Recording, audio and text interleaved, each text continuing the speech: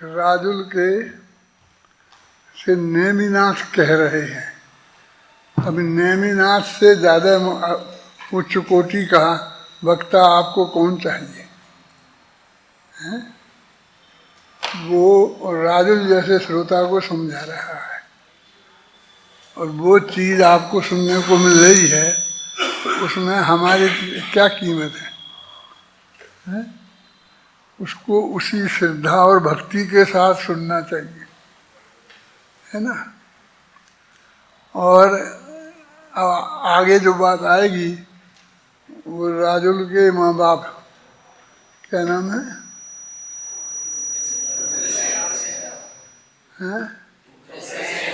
हाँ, उग्रसेन। तो उग्रसेन और उनकी बात चलेगी राजुल की, तो आप समझ लोगे राजुल की ये बात माँ बाप से हो रही है और माँ बाप उन्हें धर्म के बारे में समझा रहे हैं और ऐसे संकट काल में हैं, तो वो बात कितनी अच्छी होगी। तो उसको रिपीट होने की बात भी आ जाए तो उसकी चिंता करने की क्या बात है, थोड़ा रिपीट हो जाएगा तो क्या। मैं वहाँ घर से सुनता रहता हूँ, जो तुमने सुना है यहाँ बैठ के एक ने भी, वो सब मैंने वहाँ सुना है, फिर भी आगे मैं तुमसे यहाँ पढ़वाता हूँ। फिर देर करता हूँ कि कोई का अभागा इससे वंचित न रह जाए, लेकिन कुछ इतने महान अभागे होते हैं कि वो अल्लाह मियाँ बड़े सियाने पहले ही काट लिए दो आने, बेऔर के डॉक्टर साहब ऐसा करेंगे इसलिए अपन 5 मिनट लेट जा सकते हैं। मैंने भी वहाँ से उसे काटते हैं, आप क्या काट रहे हैं ये आप सोचो। मैं कई दफ़े ये बात अपनी सभा में कह चुका हूँ और लोग मेरे से आकर मुझे समझाते हैं कि साहब हम तो आपका क्या क्या बोलते तुम उसे, वो सुनना चाहते हैं आपका ये पुराना कैसेट आपने लगा दो, पर हमें नहीं चलता है, लाइव सुनना चाहते हैं, है ना भैया। तो वो हमारा ही लिखा हुआ तो है, तो वो तो हमारा भी है और नेमिनाथ का भी है और उग्रसेन का भी है। अभी और इनसे बड़े कौन चाहिए। इसलिए कितनी दफ़े दोहराया जाए, जितनी दफ़े आपको सुनना पड़ता है उससे कम 10 बार ज़्यादा मैं सुनता हूँ और आनंद आता है, आनंद लेकर सुनता हूँ। कोई रटता नहीं हूँ, रटने के लिए नहीं सुनता हूँ। अब फिर शुरू से माने 7वें छंद से हैं, और पढ़ो ध्यान से सुनना, उसका समझने का। और जब भी तुम्हें कहीं ऐसा लगे कि ये बात कुछ अश्लील है तो उस वक्त ये सोचना कि भगवान मैंने राजुल से नेमिनाथ कह रहे हैं, ये माँ बाप अपनी बेटी से कह रहे हैं, तो तुम्हारे दिमाग में से वो जो ऐसा विकल्प है वो ख़त्म हो जाएगा। हाँ। श्री उग्रसेन श्री जयावती से कुछ कहते हैं हौले हो। अब क्या हैं, काट दो, कुछ कहते हौले हौले। हाँ। श्री उग्रसेन श्री जयावती से कुछ कहते हौले हौले, अब क्या हो सकता कहो प्रिय धीरे धीरे से यों बोले। वहाँ श्री था, वो श्री वीर ने दिया फिर हैं लगा दिया, इसलिए ज़्यादा अक्षर लगते हैं। उस श्री हटा दो या हैं हटा दो तो छंद बिल्कुल सही है ना। है ना श्री उग्रसेन जो है ना, तो वहाँ से या तो श्री एक अक्षर की गुंजाइश है, 2 की गुंजाइश नहीं है। अब पढ़ो श्री उग्रसेन श्री जयावती से कुछ कहते हौले हौले, अब क्या हो सकता कहो प्रिय, धीरे धीरे से यों बोले। हो गया गजब यह अनहोना, कुछ नहीं समझ में आता है, क्या कहूँ नाथ तुम बतलाओ, बेभ्रम बढ़ता ही जाता है। रे राजुल है उद्विग्न बहुत, अब उसको कैसे समझाए, क्या बोले उससे किस मुँह से, कुछ भी तो समझ नहीं आए। यद्यपि बेटी है समझदार, पर यह आघात वज्र का है, आखिर तो वह सुकुमारी है, और यह आघात वज्र का है। राजुल मूर्छित हो जाती है, हर आए बाय कुछ भी बोले, वह बहुत संभलती है, लेकिन उसका तन मन थर थर डोले।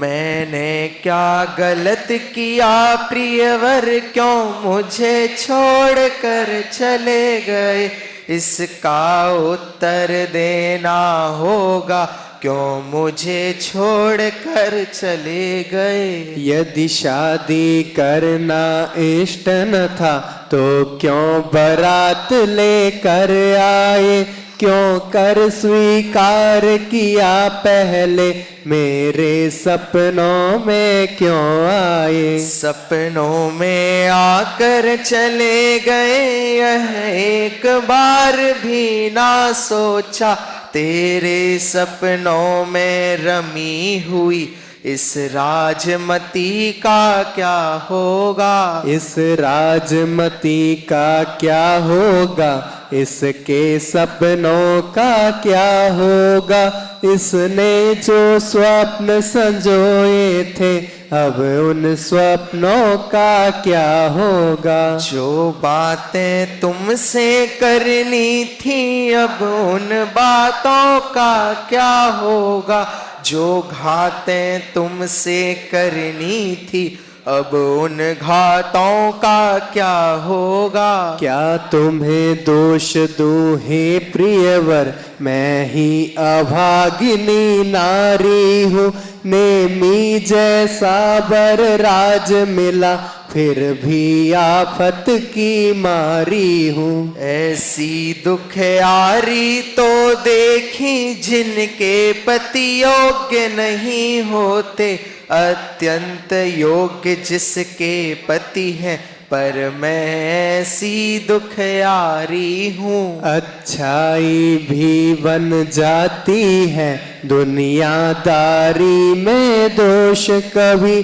बैरागी होना अच्छा है, यह कहने में संकोच नहीं। रे वैसे तो इस दुनिया में वैराग्य सदा है सुखदाई, पर इस अवसर पर नेमी का वैरागी होना दुखदाई। शादी करना है इष्ट नहीं, ऐसा कोई संकेत न था, उत्साह न हो इस उत्सव में, ऐसा भी कोई चिन्ह न था। राजुल से शादी करने का प्रस्ताव रखा था, जब उनसे होकर प्रसन्न किंचित हंसकर स्वीकार किया था, तब उनने एवं सगाई के नेग चार भी सभी किए थे खुशी खुशी, हर गुरुजन के आशीर्वाद स्वीकार किए थे खुशी खुशी। राजुल से मिलने का विकल्प भी उनके मन में चलता था, मीठी मीठी कुछ बातें हो ऐसा उत्साह झलकता था। मैं नहीं सोचती थी ऐसा कि एकदम ऐसा हो सकता, अरे कल्पना के बाहर ऐसा तो कभी नहीं होता। पर ऐसा ही हो रहा यहाँ, लगती यह बात असंभव सी। सब कुछ था एकदम ठीक ठाक, यह बात किस तरह संभव थी। पर हुआ अचानक ऐसा क्या, सब कुछ ठुकरा कर चले गए।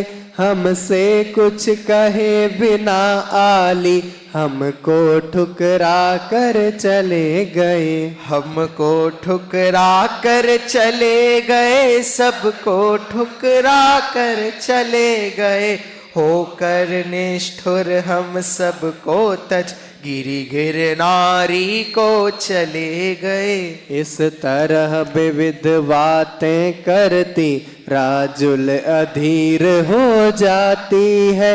अकुलाती है, घबराती है, उस श्वास से भरती जाती है। उसकी व्याकुलता देख स्वप्न में नेमिनाथ आ जाते हैं।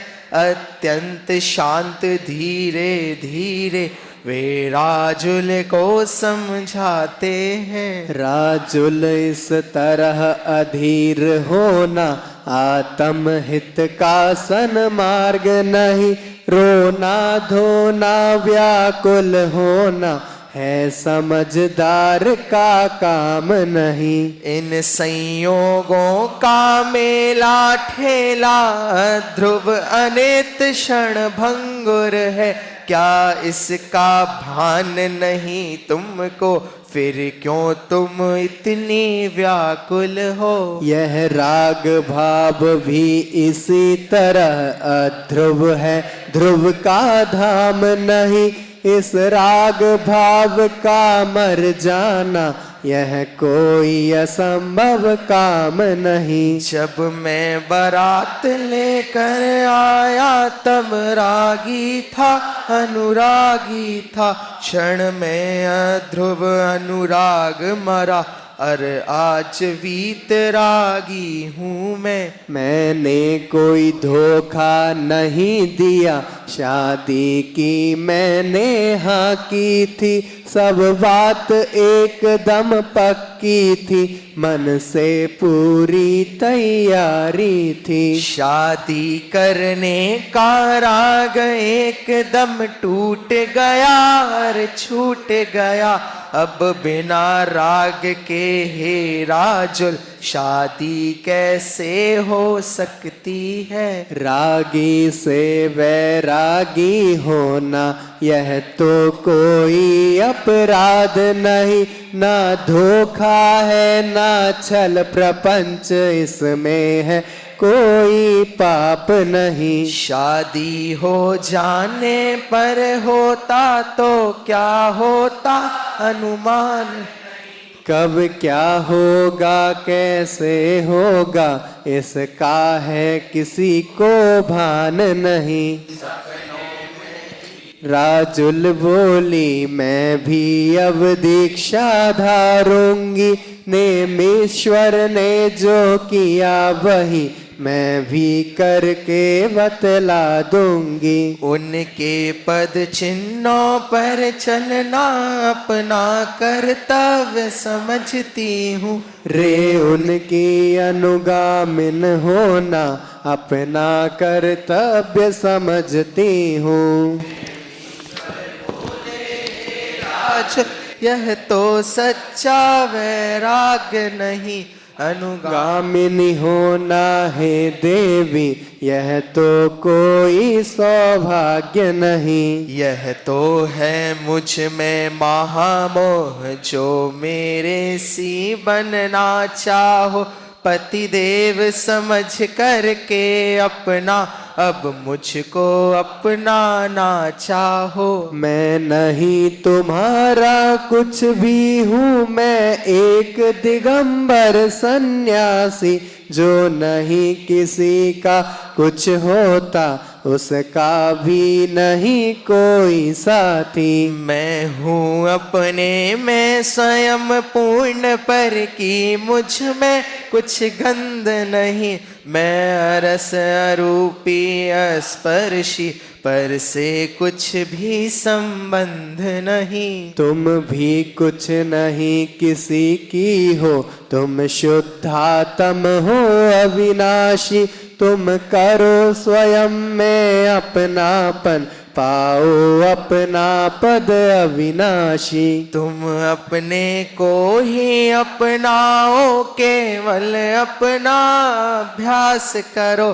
पर की आशा को छोड़ स्वयं केवल अपना ही ध्यान धरो। सुपने में ही राजुल बोली, मुझको अपना लो प्राणनाथ। जो आप कहेंगे वह सब ही अपना लूंगी मैं प्राणनाथ। समझाने के लिए सही पर आप पधारे हैं प्रियवर। अब अपनाने के लिए प्रभु हम हाथ जोड़ते हैं प्रियवर। हे नाथ सुनो रे हम तुम तो पिछले 9 भव के साथी है। अपना संबंध न इस भव का, हम तो भव भव के साथी हैं। मैं क्या बोलूं हे नाथ, आप तो सभी जानते हैं स्वामी। हम एक आत्मा 2 शरीर, ऐसे जीवन संगाती हैं। इतना जूना संबंध आपने एक झटके में तोड़ दिया। 9 भव की इस साथिन को बातों बातों में छोड़ दिया। भले आपने छोड़ दिया और तोड़ दिया एक पल भर में, पर मैं तो नहीं छोड़ सकती जीवन धन को जीवन भर में। नेमिनाथ बोले राजुल, इन बातों में कुछ सार नहीं। 9 भव के इन संबंधों में देखो तो कोई सार नहीं। निश्चय से देखो तो देवी, इनका कोई आधार नहीं।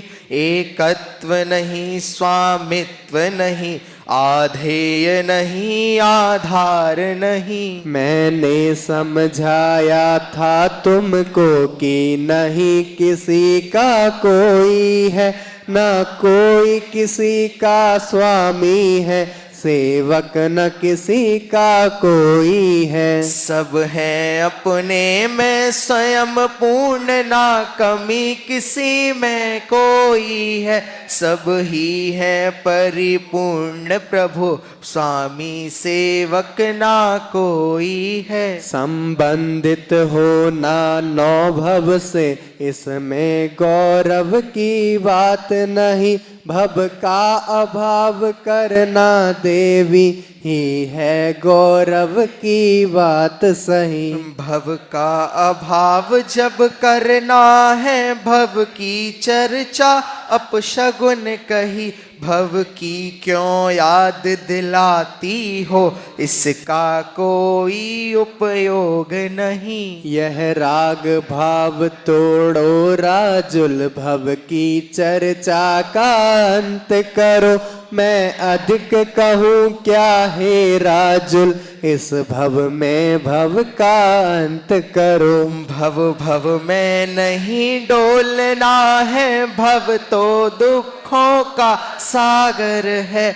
अब तक अनंत दुख भोगे हैं, यह पूरी तरह उजागर है। इतने में निद्रा टूट गई, सखियां बोली राजुल राजुल। क्या हुआ क्या जो इतनी उद्वेलित हो राजुल राजुल। कुछ नहीं कुछ है आली, सुपने में नेमीश्वर आए। बोले राजुल तुम धैर्य धरो, पर हम कुछ भी ना कह पाए। हम रहे देखते ही उनको, वे रहे बोलते मंगलमय। हम तो इतने हो गए मुग्ध की रहे देखते मंगलमय। हम दर्शन से हो गए तृप्त, उनके दर्शन है मंगलमय। हम अधिक कहें क्या हे आली, उनके प्रवचन है मंगलमय। दर्शन करके प्रवचन सुनकर हम तृप्त हुए, हम तृप्त हुए। उनके बतलाए मार्ग से संतुष्ट हुए, संतुष्ट हुए। इतना कह राजुल बेटी फिर बेवल हो जाती है, अकुलाती है, घबराती है, एकदम रोने लग जाती है। सुपने में चर्चा करे राजुल अपने आप, नेमिनाथ से विविध विध करती है संलाप। इस संलाप विलाप में करने लगे प्रलाप, विध विध चर्चा धर्म की करें आप से आप। कभी एकदम शांत हो अपने में रम जाए, कभी एकदम क्लांत हो वह रोने लग जाए।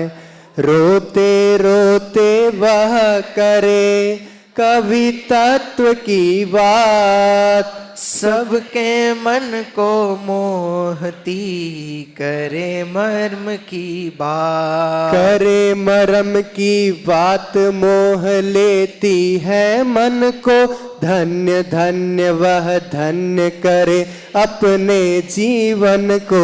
इसी तरह दिन जाए सांझ के होते होते, उसका जीवन जाए इस तरह रोते रोते। देखो ये 38वां छंद है ना, इसकी पहली पंक्ति, इस संलाप विलाप में करने लगे प्रलाप।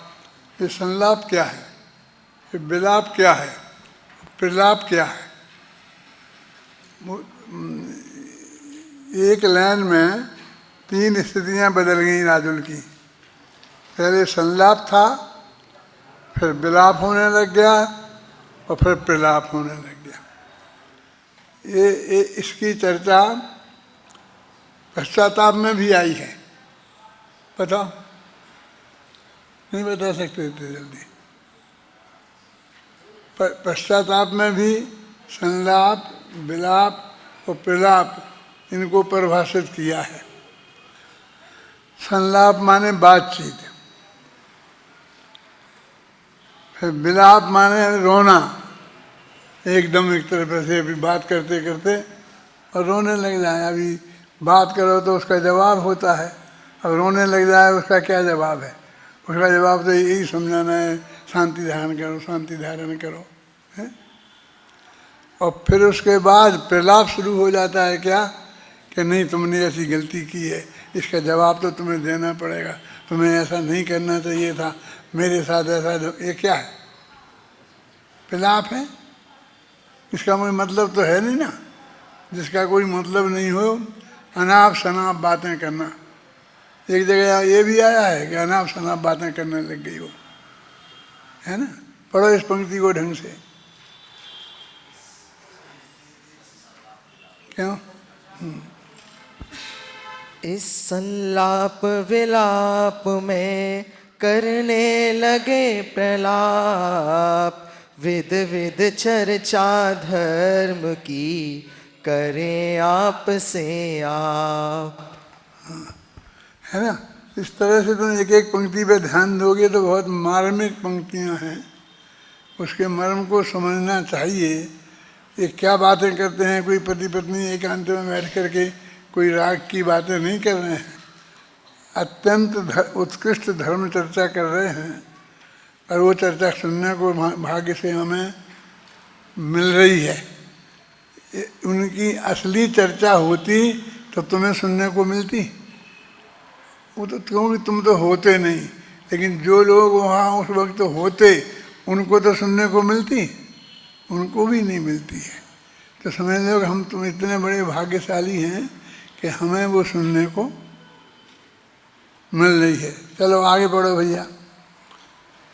अभी अपन ने कल तक पढ़ लिया था ना, पुस्तक पढ़ के फिर आगे पढ़ेंगे और कहाँ तक पढ़ेंगे ये तो घड़ी बताएंगे। हाँ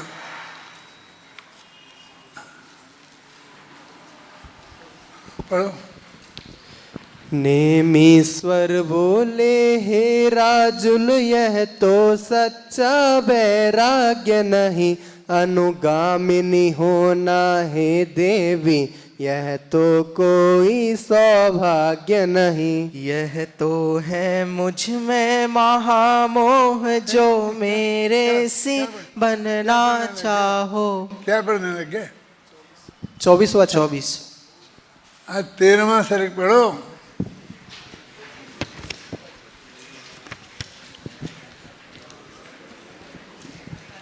तेरहवां सर्ग पिता पुत्री का संवाद। बाबुल राजुल से कहे बेटी धारो धैर्य, जो हो ना सो हो गया तुम ना छोड़ो धैर्य। अभी तक जो बात हो रही थी वो नेमिनाथ की और राजुल की हो रही थी, और अब सपना खत्म हो गया ना, तो वहाँ ये वो रो रही थी राजुल। तो पिताजी थे, माँ पिता थे, तो पिता उन्हें समझाने लगे। तो बाबुल जानते हो, पिता को बोलते हैं बाबुल, राजुल तो इनका नाम है ही, है ना। अब पढ़ो।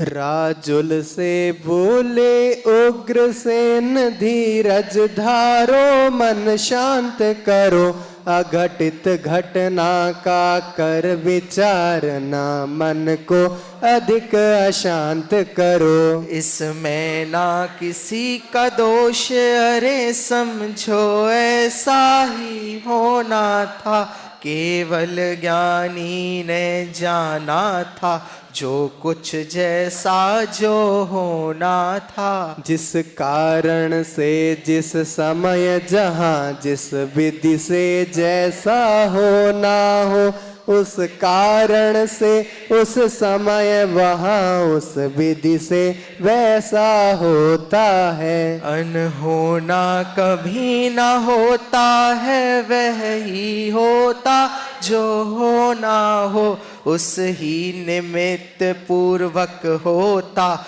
जो जिस निमित्त से होना हो। उनका स्वभाव वैरागी था, हर काल लब्धि भी आई थी, हर होनहार ऐसी ही थी, दीक्षा की वेला आई थी। पुरुषार्थ जगह अंतर में था, सब तरह पूर्ण तैयारी थी, केवल निमित्त ही बाकी था, अब उसकी ही बारी थी। पशुओं के बंधन को देखा, और सुना उन्हीं का क्रंदन, करुणा से विगलित हुआ हृदय, उद्विग्न हुए करुणा सागर। अंदर से सब तैयारी थी, अर निमित्त भी आ पहुँचा, नेमी ने रथ को मोड़ दिया, रथ गिरनारी में जा पहुँचा। पांचों समवाय दीक्षा के हो गए उपस्थित जंगल में, रे जाति स्मरण हुआ जिनको, लोकांतिक आए मंगलमय। अच्छा सोचा कहकर उत्साहित करते हैं, सौधर्म आदि आकर तत्क्षण दीक्षा महोत्सव करते हैं। राजुल को बाबुल समझाते, इस महासत्य को तुम जानो, जो कुछ भी जैसा नक्की था है हुआ वही ऐसा मानो। और आप कुछ मुझे भी बोलने दोगे कि तुम बोलोगे? जब मैं ऐसा हाथ करता हूँ और कुछ वो कहना चाहता हूँ तो एक आध दो वाक्य ही बोलता हूँ, तो उनको तो सुना करे ना।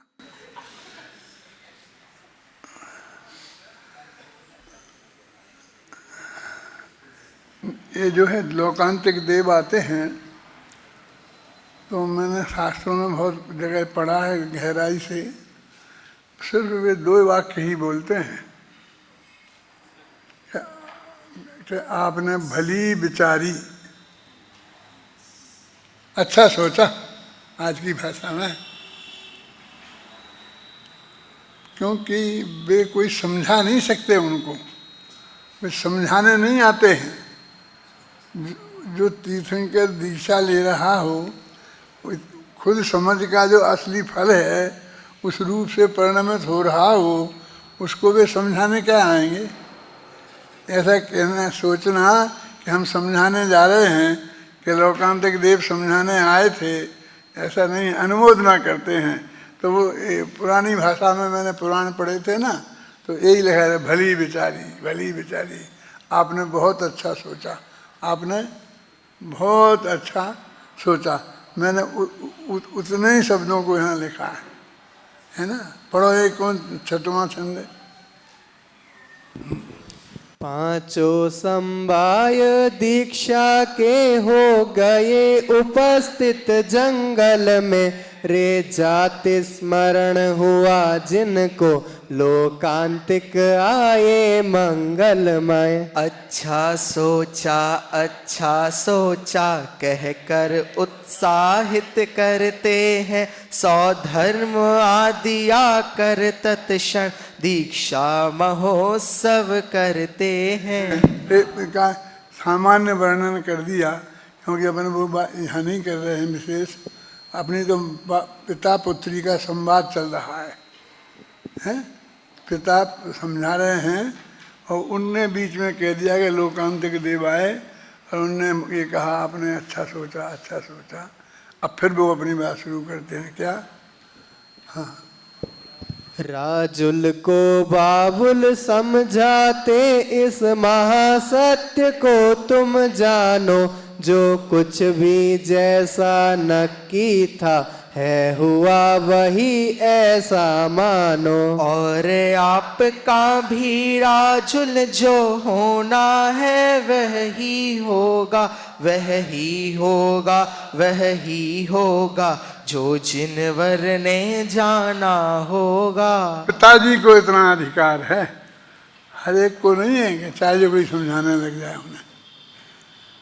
लेकिन माता पिता तो माता ही पिता होते हैं। कोई कितना ही बड़ा हो, उसके माता पिता तो उसके माता पिता के समान ही होंगे ना। जो माता पिता की इज्जत होती है, जो माता पिता की होती है, तो वे तो सब जगह बोल ही सकते हैं। वो बात इतनी बीच में आई, दीक्षा कल्याण को उन्होंने मनाया, वो गए और उनने उसी के आधार पर उसी कर्म निमित्त पर्याय को पकड़कर उनने समझाना शुरू किया। किन्ने? ये देखो, काव्य में ऐसा होता है कि ये नहीं लिखते कि अब कौन बोल रहा। गद्य में तो अपन लिख देते हैं कि ये बोला और वो बोला, फिर भी नाटक में वो लिखा होता है कि वो बोला, वो बोलने का नहीं होता है। वो सिर्फ तुम पढ़ लो, बोलने का तो उसमें जो लिखा कि यह बोला वो बोला जाता है। और पद्य में तो कहीं कह देते हैं कि उनने बोला, और कहीं कहते ही नहीं हैं, बस बोल ही देते हैं। तो आपको ही समझना है कि कौन बोल रहा। अभी बेटी बोल रही थी, अब बीच में पिताजी बोलने लग गए, अब माँ बोलने लग गई। अब इतनी क्षमता तुम में होना चाहिए। उस कविता में हो संकेत मात्र होगा और कहीं तो संकेत भी नहीं होगा, लेकिन कौन बोल रहा है, कौन सोता है, क्या बोल रहा है, इसका विवेक हमारे लिए होना चाहिए। ये 7वां छंद पढ़ो। राजुल को बाबुल समझाते इस महासत्य को तुम जानो, जो कुछ भी जैसा नक्की था है हुआ वही ऐसा मानो। और आपका भी राजुल जो होना है वह ही होगा, वह ही होगा, वह ही होगा, जो जिनवर ने जाना होगा। तो फिर वो याद दिलाते हैं कि राजुल, इससे इस महासत्य को पहचानो। कौन सा है महासत्य? सब कुछ नक्की है। क्या नक्की है? जिसका जो भविष्य में होना है वो सब नक्की है। नेमिनाथ का जो होना था, जो हुआ है, वो पहले से नक्की था और तुम्हारा भी नक्की है। किसे कह रहे हैं?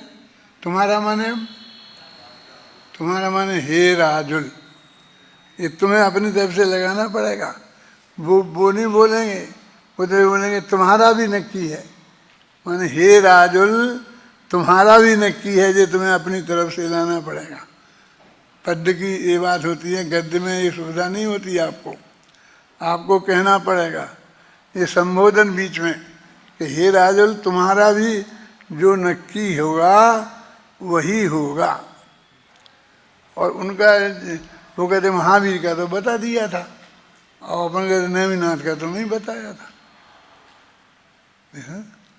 नेमिनाथ का भी बता देते कि पहले से क्या होता। मैं कल कहाँ पढ़ रहा था कि वो कह रहे थे कि इसमें क्या है, नेमिनाथ बता देते। नेमिनाथ का पता था, ऐसा होना था, ये नहीं करना था। जो ज्योतिषियों में कहाँ पढ़ रहे थे अपन? टीवी पे देख रहे थे क्या? उसमें ऐसा आ रहा था कि एक कोई छुल्लक जी से कौन थे, वो बोल रहे थे कि इतने बड़े बड़े ज्योतिषी थे, ये थे, ये थे, ये थे, वे बताते तो पहले इतना बेकार का आडम्बर नहीं होता, बारात नहीं ले जानी पड़ती, ये नहीं होना पड़ता, वो निकाल रहे थे। लेकिन सब नक्की था कि नहीं बताएंगे, ये भी नक्की था। वो सब में वो आता कि नहीं आता है? उसको ये नहीं सूझेगा कि नहीं, पत्रा तो ब्राह्मण को तो बुला के दिखाया होगा, यहाँ दिखाया होगा, और उसने बताया भी होगा, कहा होगा बहुत अच्छा जो जोड़ी है। बोलो, नेमिनी और राजुल जैसी जोड़ी दूसरी हो सकती थी? वो कुछ गलत नहीं बता रहा था, वो भी सच्चा था। ऐसा होगा, ऐसा होगा, इतना बड़ा संबंध मिलना बहुत कठिन काम है। तो उसने आगे की क्यों नहीं बताई? क्योंकि इतनी पूछी थी कि लड़का कैसा है, शादी कैसी, क्यों? तो उनने बताई थी। तो वो इस पर बहुत बहस कर रहे थे, इतने बड़े बड़े ज्योतिषी थे। फिर वो कह रहे थे कि चलो इनकी जाने दो। लेकिन वो सीता जी और राम की तो उनने देखी थी। कौन से उनके संत थे, उनके गुरु थे ना अजैनों में, उनने देखी थी कुंडली और उनने संबंध बताया था।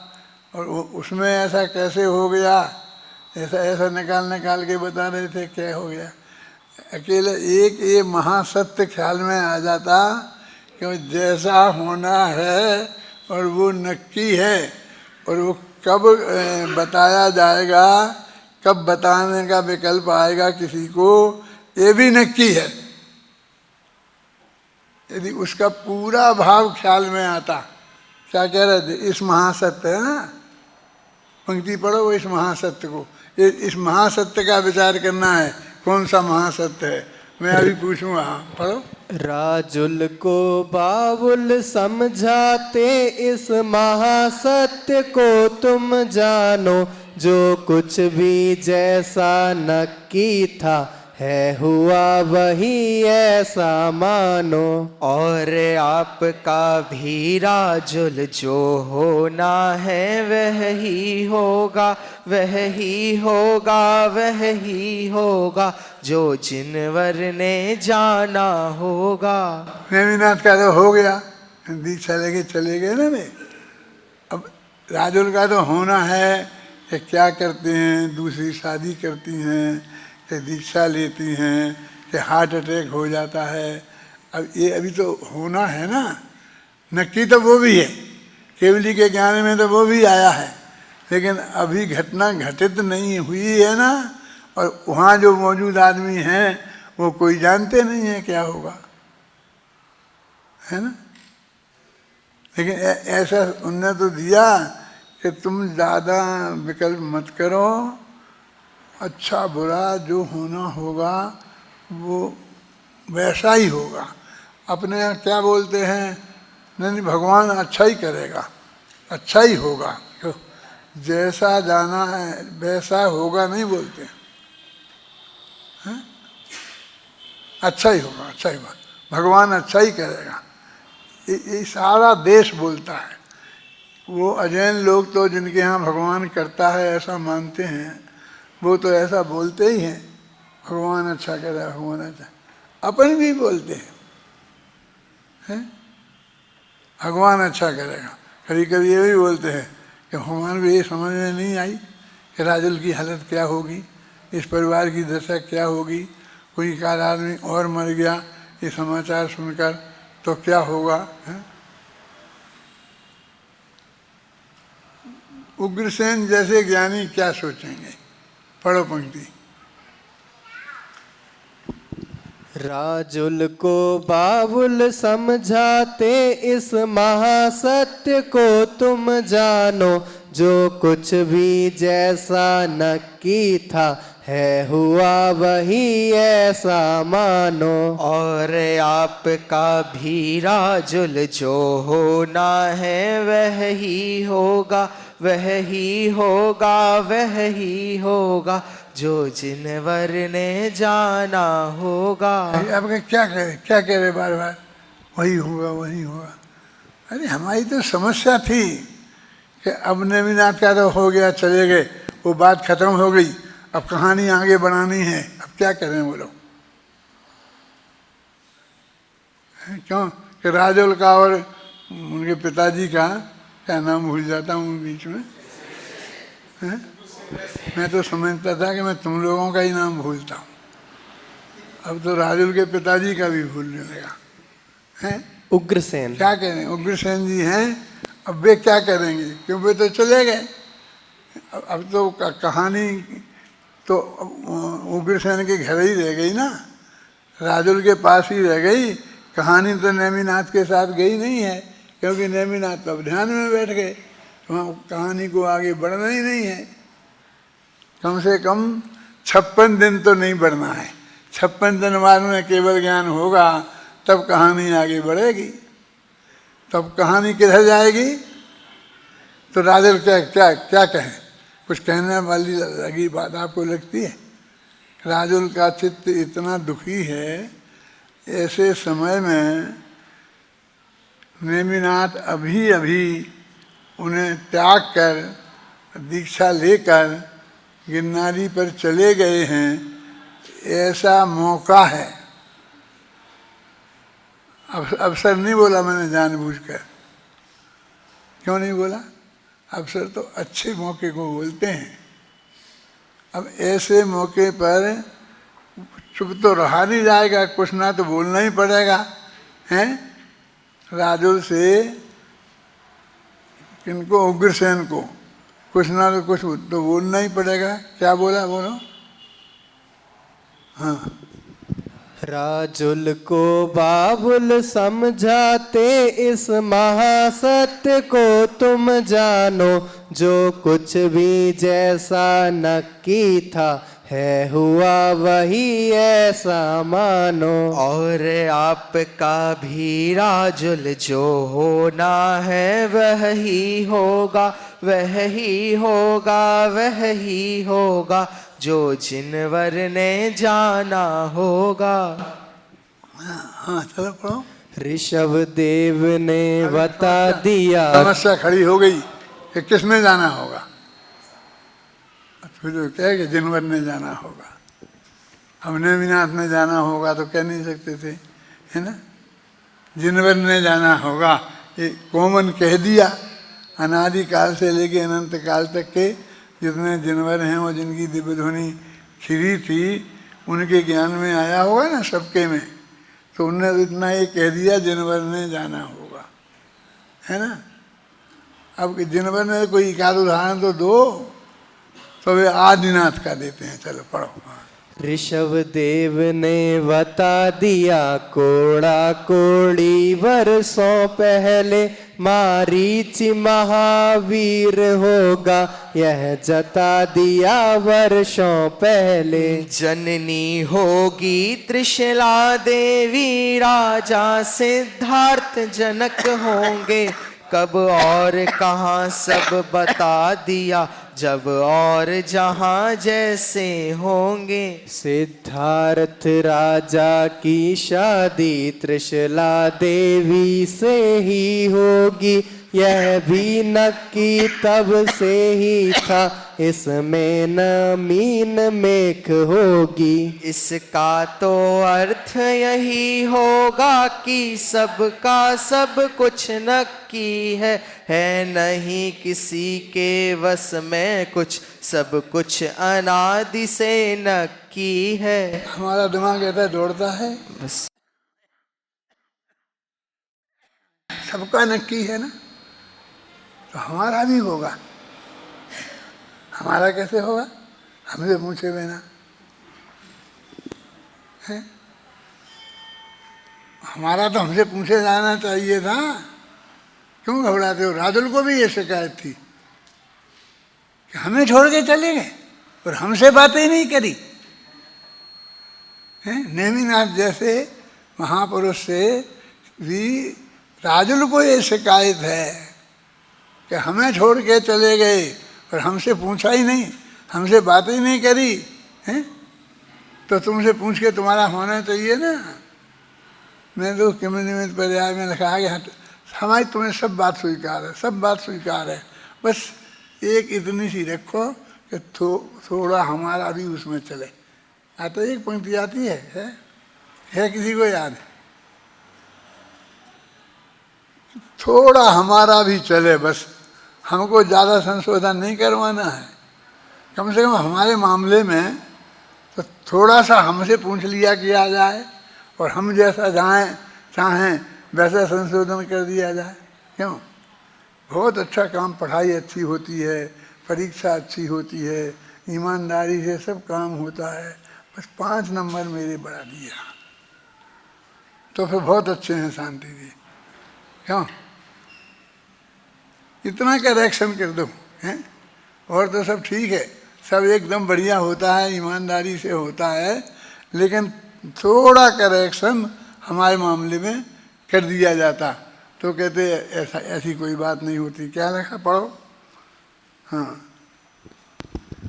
सिद्धार्थ राजा की शादी त्रिशला देवी से ही होगी, यह भी नक्की तब से ही था, इसमें न मीन मेख होगी। मीन मेख क्या होती है? इसमें ना मीन मेख होगी, इसका क्या अर्थ है? फेर फार नहीं होगा। हैं? फेर फार नहीं होगा। मीन मेख माने फेर फार होता है, अदला बदली नहीं होगी। अदला बदली होती है मीन मेख माने। डिक्शनरी में देखो, ये 12 राशि होती हैं, जानते हैं? मीन मेष वृष ऐसी 12 राशियाँ होती हैं। और जो ज्योतिषी ब्राह्मण पंडित होते हैं तो जब भी आपको कोई भविष्य बताते हैं, कुछ भी सोचते हैं, तो वो मीन मेघ ऐसा उनको गिनते हैं कि 8वां है कि 10वां है। कहने नहीं ये शादी नहीं हो सकती है क्योंकि इसमें तो क्या है, खराक्षक दोष है, 6वें 8वें है। नहीं आई समझ में क्या कह रहे हैं? 6वीं राशि से 8वीं राशि तक हो तो वो खराक सा नाम का दोष होता है। उसे 6वें 8वें लड़की के राशि से लड़के की राशि 6वीं हो, ऐसे गिनते हैं ना मीन मेघ, ऐसे 12 गिनते ही रहते हैं तो छठवीं आती। तो जब इससे वो छठवीं होगी तो उससे वो ये आठवीं होगी। छठवें आठवें कहते हैं उसे। तो कहते हैं उनकी कभी बनेगी नहीं आपस में, उन लड़का लड़की की आपस में झगड़ा ही होता रहेगा। तो उसे कहते हैं इनकी तो छठवें आठवें हैं। अब पढ़ो छंद। अब तुम्हें इतनी बात नहीं आती होगी तो तुम्हें छंद का अर्थ नहीं समझ सकते हो। बोलो, पढ़ो।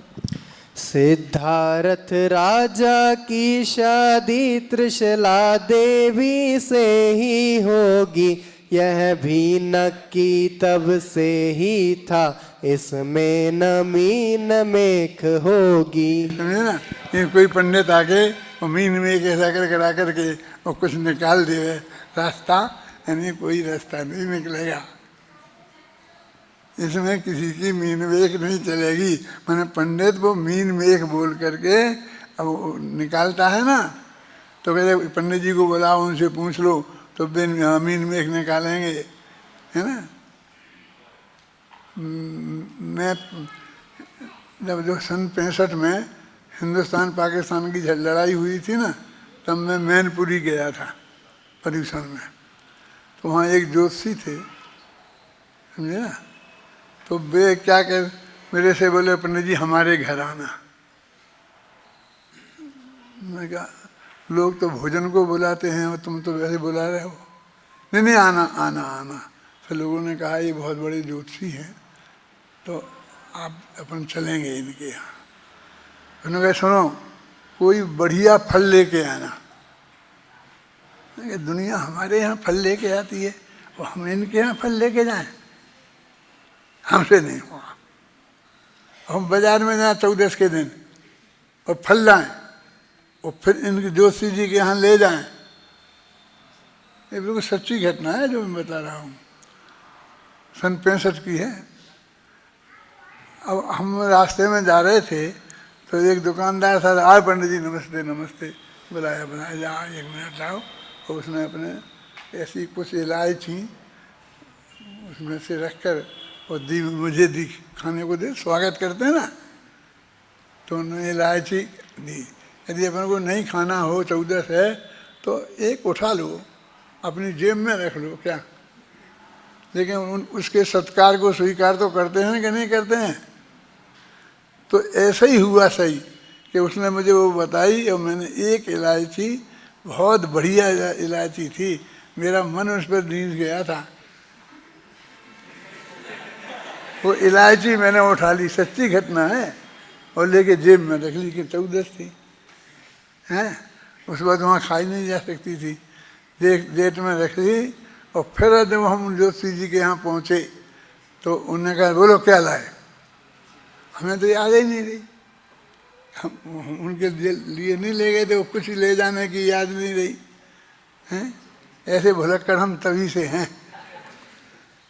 फिर मैंने कहा कि कुछ लाए कि हाँ लाए, और जेब में डाल के वो इलायची निकाली, समझे ना, मुफ्त की। वो इलायची निकाल के और उनको हमने दी तो उन्हें फटाफट उसी वक्त कुंडली बनाई। कितने बजे उकाई की, उस इलायची उन्हें मिलने की कुंडली बनाई। तुमने सोची कभी कि जोशी ऐसा भी करते हैं? कुंडली बनाई और वो भी मीन में की उनने, और निकाल के उनने हमारा भविष्य बताना शुरू किया। और वो जो बातें उनने बताई थी उसमें 50% से ज़्यादा सच्ची निकली।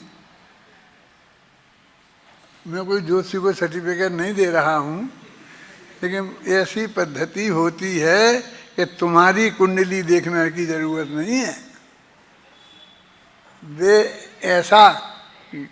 ऐसी कुंडली बना करके भी और तुम्हारा भविष्य निकाल सकते हैं, जान सकते हैं। वो मीन में की का अर्थ कर रहा हूँ मैं, हैं। हाँ, वो निरंतर ऐसा करता है। पढ़ो ये मीन में की, तब तुमको कैसा पंडित होना चाहिए तो ये समझ में आएगा। नहीं तो पंडित हुकुमचंद की हमेशा ज़रूरत पड़ेगी।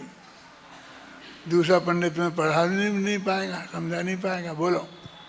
सिद्धार्थ राजा की शादी त्रिशला देवी से ही होगी, यह भी नक्की तब से ही था, इसमें न मीन मेख होगी। इसका तो अर्थ यही होगा कि सबका सब कुछ नक्की है नहीं किसी के वश में कुछ, सब कुछ अनादि से नक्की है। कौन सा छंद है भैया? 9वां। कौन सा? 9वां। अच्छा, सब कुछ अनादि से नक्की है। अब और उन्होंने ये सब बातें जानी होंगी, बताई होंगी, तो कहते हैं ये तो पूछ लेते कि तुम्हारे नेमिनाथ भगवान जो आएंगे तुम्हारे यहाँ बारात लेके, तो वे जो 24 तीर्थंकरों में 5 बाल ब्रह्मचारी तीर्थंकर हैं, उनमें तो नहीं है। इतना तो देख लेते ज्योतिषी जी कि इनके भविष्य में, समझे ना, ब्रह्मचारी होना तो नहीं लिखा है। देखो पढ़ो ये छंद कौन सा? 10वां। हाँ। बाल ब्रह्मचारी होंगे सिर नेमि जिनेश्वर इस भव में, यह भी जाना होगा बेटी सिर तीर्थंकर ऋषभेश्वर ने। कौन कह रहा है? हैं? उग्रसेन जी। ये कह रहे हैं वो उग्रसेन कि नेमीश्वर बाल ब्रह्मचारी होंगे, ये बात जानी होगी ऋषभेश्वर ने। ऋषभेश्वर के ज्ञान की बात चल रही है ना, उनने ये जानी होगी, तो ये क्यों नहीं बताई? तो इतना बड़ा झगड़ा तो नहीं होता। ये सोच रहे हैं कि जब इतनी बातें जानी जा सकती हैं, और बड़ा ज्योतिषी है और उसने ये बता दिया था और ये बता दिया था, और जो बताया था वो वैसा ही निकला है, तो ये किसी ने क्यों नहीं जानी कि नेमिश्वर 24 तीर्थंकरों में बाल ब्रह्मचारी तीर्थंकर हैं। ये तो ऋषभदेव ने जानी होगी कि नहीं जानी होगी? हाँ, पढ़ो। अपन कहाँ पढ़ रहे थे? 10वां छंद। हाँ।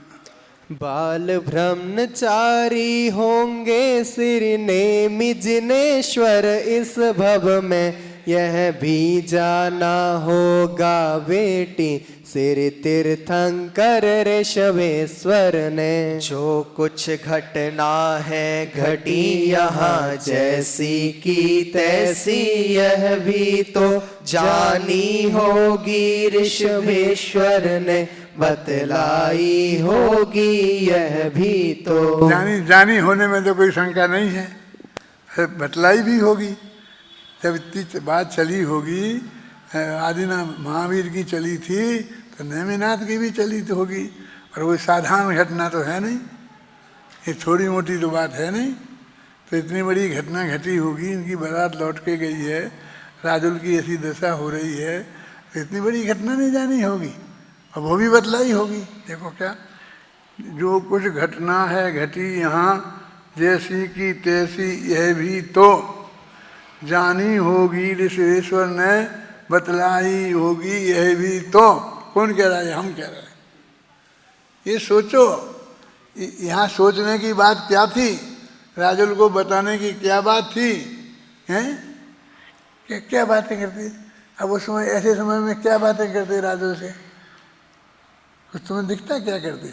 हाँ, हमने बताई ना, ये बातें करनी थी उनने। ये बातें करने लायक नहीं है क्या? अरे जिसमें से कुछ उपदेश निकले, अपने लिए लाभ की बात निकले, वो बातें करनी चाहिए ना। तो इसमें है ना कि हम सोचें कि ये बात उस वक्त घट गई होगी, आ गई होगी, और नहीं होना था तो नहीं आई बात।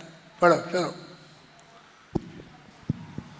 हाँ, बाल ब्रह्मचारी होंगे श्री नेमि जिनेश्वर इस भव में, यह भी जाना होगा बेटी श्री तीर्थंकर ऋषभेश्वर ने। कह रहे हो बेटी से कह रहे, बेटी उनने ऐसा कहा होगा और ये जान लिया होगा, ये बात तब भी ऐसी हुई होगी। हाँ हाँ हाँ, हाँ। चलो, जो कुछ घटना है घटी यहाँ जैसी की तैसी, यह भी तो जानी होगी ऋषभेश्वर ने बतलाई होगी, यह भी तो।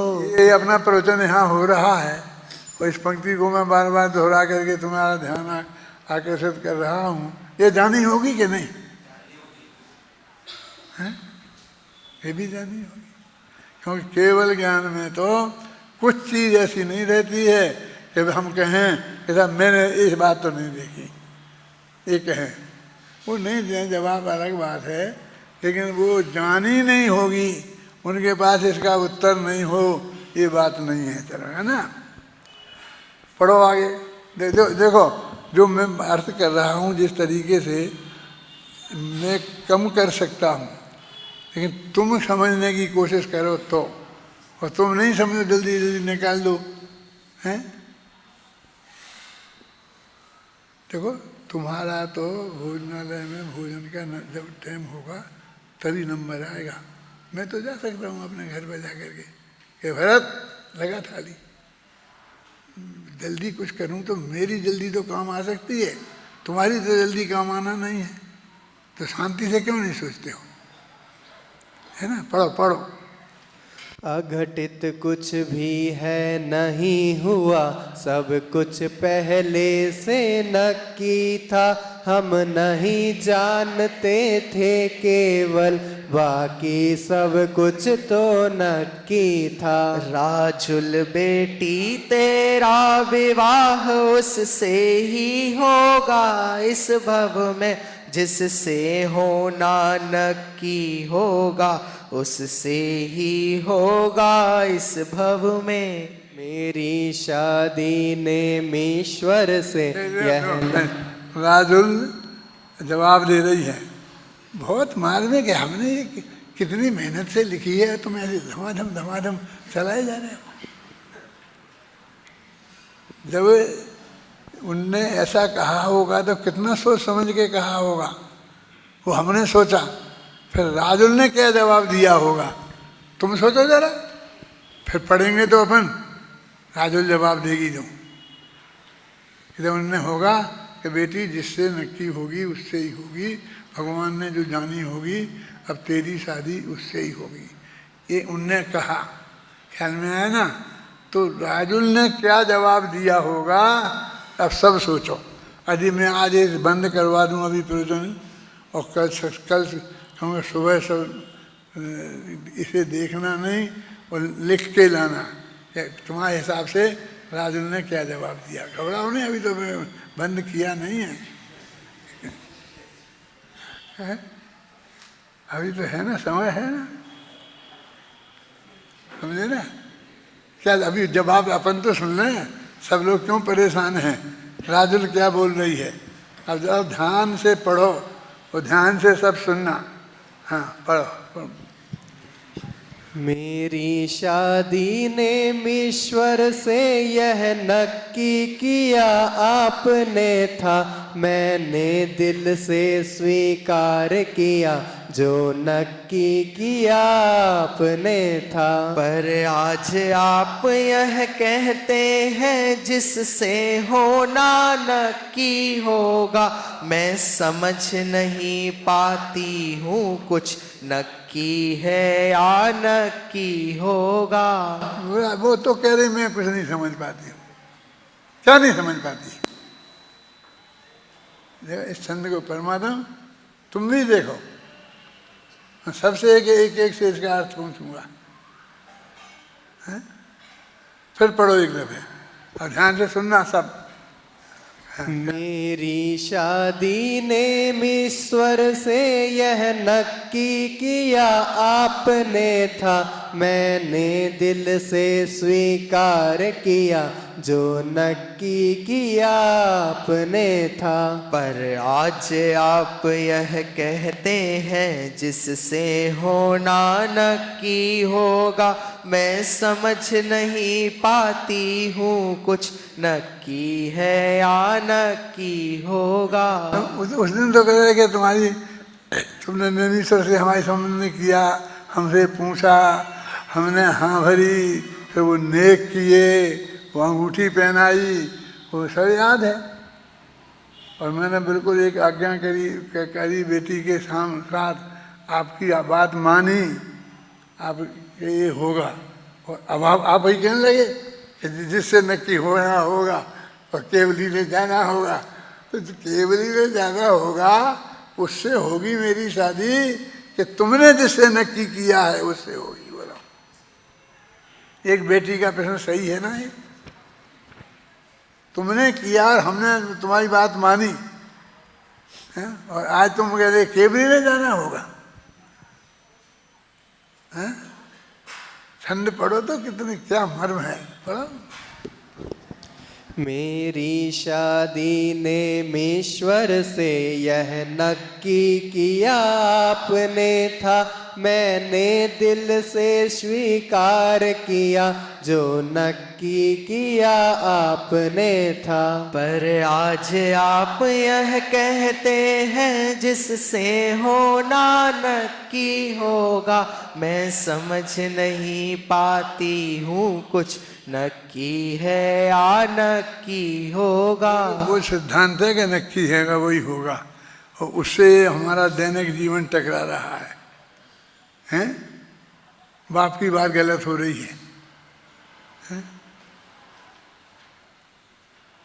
वो कहता पापा तुमने जो किया था अब वो तो मैंने मान लिया था, अब आज मेरी बात सुनो आप।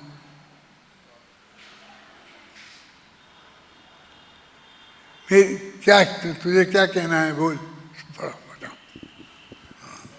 ऐसा ही नक्की था मेरा, मुझको तो ऐसा लगता है, होगी सगाई पर शादी ना, ऐसा भी तो हो सकता है। हो सकता क्या ऐसा ही है, आशंका इसमें रंच नहीं, इस परम सत्य में ही बाबुल मुझको आशंका रंच नहीं।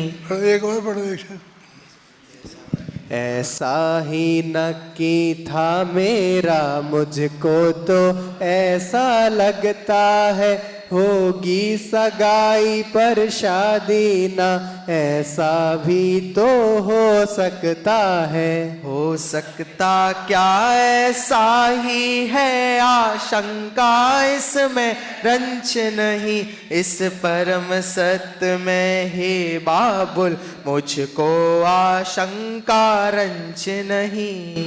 देखो हो गए थे, मुझे तो ये बात लगती है सच्ची, ऐसा ही नहीं। मुझे अब क्या देखना भगवान को, मैं कह रहा हूँ ना ये हो गया ना, ऐसा ही नक्की था, तब तो ये ऐसा हुआ है, हैं? अब वो भगवान ने नक्की किया, उसका निषेध कर रही है। पढ़ो। जिनवर ने नक्की नहीं किया, जो नक्की है वह जाना है, हम तो विकल्प ही करते हैं, मैंने तो आज यह माना है। अपने विकल्प से कुछ भी तो ना होता है, ना होना है, यह महासत्य स्वीकार करें, जो होना है वह होना है। कौन सा महासत्य? वो महासत्य की बात चल रही है कि जो ये हो गया है ये महासत्य है। अब इसके बारे में भगवान ने जाना होगा कि नहीं जाना होगा, कि ऐसा नहीं जाना था वैसा जाना था, अब इसमें कुछ नहीं चलेगा। वो तो पहले कहते थे तो अब तो हो ही गया है, यानी मैं इस पे पक्का भरोसा करती हूँ, और अब जो हो गया है सो हो गया है, उसके आधार से विचार करना चाहिए और गंभीरता से निर्णय करना चाहिए। बाकी कल, अब मैं आज के बारे में प्रश्न पूछूंगा, हैं? राजुल ने क्या कहा, राजुल ने क्या माना, मुन्ने क्या कहा, क्या चर्चा करी, और मैं कहूँ तुम्हें मौका दिया जाए तो तुम क्या चर्चा करोगे। तुम्हारी तरफ से मुझे मौका मिला ना, तो मैंने लिख दिया राजुल की तरफ से, मैंने लिख दिया नैनी की तरफ से, साहब की तरफ से मैंने लिख दिया। अब आप लिखो, इसे मत देखो। और ये समस्या सामने खड़ी है, वो आपको मालूम है, फिर आप क्या लिखते हैं देखें। यदि अच्छा रास्ता आपका होगा और मेरा बताया नहीं होगा तो अपन वो मान लेंगे, क्यों। लेकिन मैंने तो भगवान ने जैसा जाना था वैसा लिखा है, इसलिए उसको गलत होने की संभावना रंज मात्र भी नहीं है। देखो, ये मैं आपको पढ़ना सिखा रहा हूँ, प्रथमानी होगी। कहानी तो मैं सुना सकता हूँ कि हमारे और पंडित सुनाते हैं, फिर ऐसा हुआ, फिर ऐसा हुआ, फिर ऐसा। कहानी तो मैं सुना सकता हूँ, समझ गए ना। लेकिन शास्त्र को पढ़ना सुना रहा हूँ। कैसे पढ़ना, उसमें से क्या निकालना, उस क्या निष्कर्ष निकालना, हमारे हित की बात क्या निकालना है। राजुल का ऐसा हो गया था, उससे हमें क्या, उनने ऐसा बताया क्यों नहीं, ये सारी बातें हमें अपने हित की बातें उसमें से निकालना चाहिए। जान तो सभी ने ली थी, आदिनाथ ने जान ली थी, अजितनाथ ने जान ली थी, सारे भगवान का ज्ञान अकेले राजुल के में लग गया होगा। अरे सारे भगवानों का ज्ञान सबका जानते हैं, वो जानने का स्वरूप तो जानो एक दफे क्या होता है। सर्वज्ञ भगवान के ज्ञान में क्या होता है जानना, एक दफे स्वरूप तो समझो उसका, है? वस्तु का स्वरूप है। ये जो वे ध्यान में बैठ गए थे तो वहाँ क्या कर रहे थे, ये कर रहे थे। मैं पूछता हूँ ना कि जब वहाँ ध्यान में चले गए थे तो वहाँ क्या कर रहे थे। ये सर्वज्ञता के स्वरूप पर विचार कर रहे थे कि सर्वज्ञ केवल ज्ञान में क्या क्या जाना जाता है। उन्हें तो केवल ज्ञान नहीं था उस वक्त, दीक्षा ली थी ना तब, तो जो केवल ज्ञान उन्हें होना है उसका क्या स्वरूप है उस पर विचार कर रहे थे।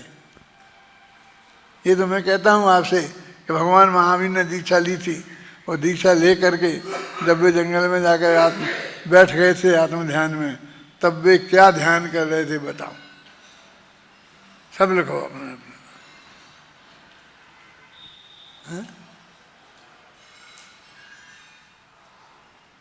कैसा वो कोई आत्मा फात्मा का कर रहे होंगे, कोई वो आत्मा फात्मा आता है ना, अपन को तो ज़्यादा कुछ मालूम नहीं है। सोनगढ़िया पंडितों से पूछो क्या, अरे जैसे तुम हो ऐसे ही सोनगढ़िया हो, सब एक से हैं। अब तुम भी ऐसे ही बनोगे यदि ऐसा नहीं सोचोगे, निर्णय नहीं करोगे तो। सोच से विवेक से निर्णय तो करो। यदि वे सब जानते हैं नहीं हो तो उस वस्तु के स्वरूप के बारे में विचार करते हैं, हैं? चालू रहेगा ये तो। सहजानंदी शुद्ध स्वरूपी अविनाशी मैं आत्म स्वरूप, सहजानंदी शुद्ध स्वरूपी अविनाशी मैं